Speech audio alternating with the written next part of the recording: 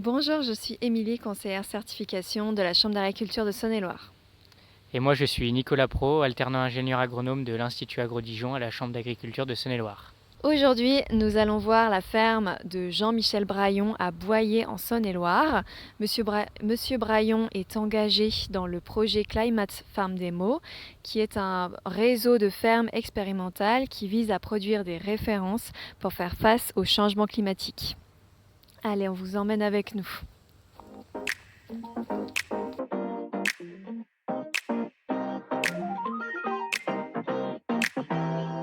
Bien, écoutez, soyez les bienvenus sur la ferme de l'ERL Domaine Braillon. Vous êtes sur la commune de Boyer. Je suis très heureux de vous accueillir. C'est une exploitation céréalière située au nord de Tournu, dans une plaine qui est la plaine de la vallée de la Saône. Sur cette ferme, nous avons 360 hectares. Sur ces 360 hectares, il y a 20 hectares de prairies.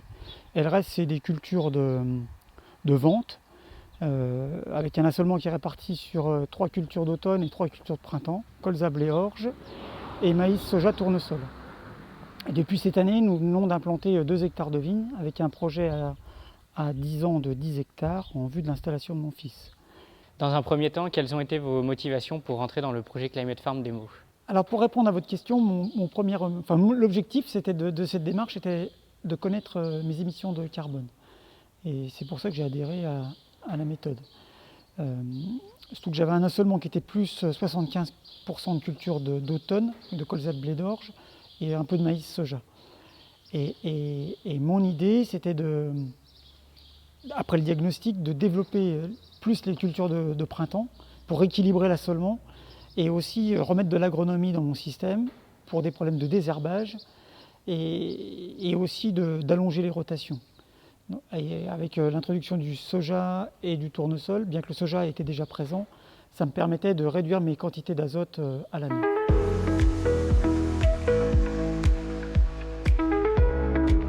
Du coup, est-ce que vous pouvez nous dire, dans le cadre du projet Climate Farm Demo, ce que vous avez mis en place ou ce que vous allez mettre en place?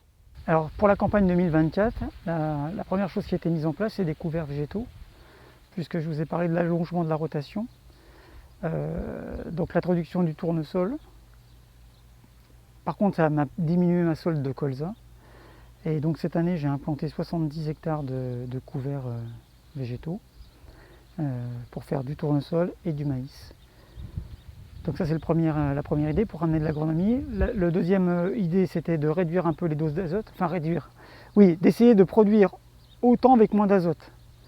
Et il y a eu un premier essai fait sur du blé.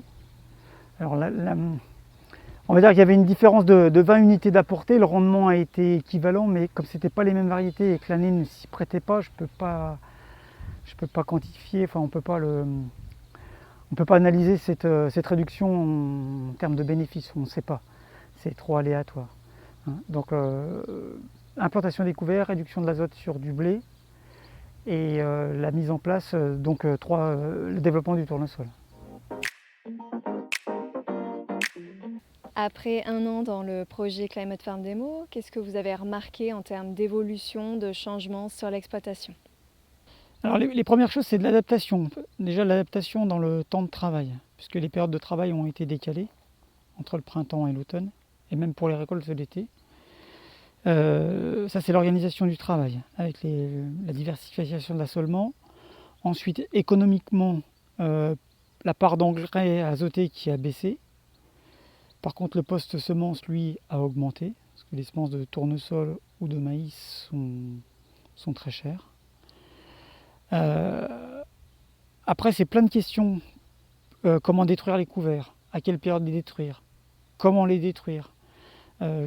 Quel outil je passe après le couvert au printemps? Comment on travaille? Et surtout que cette année, la météo n'a pas été favorable, puisqu'il a plu quand même depuis le mois d'octobre, il pleut tout le temps.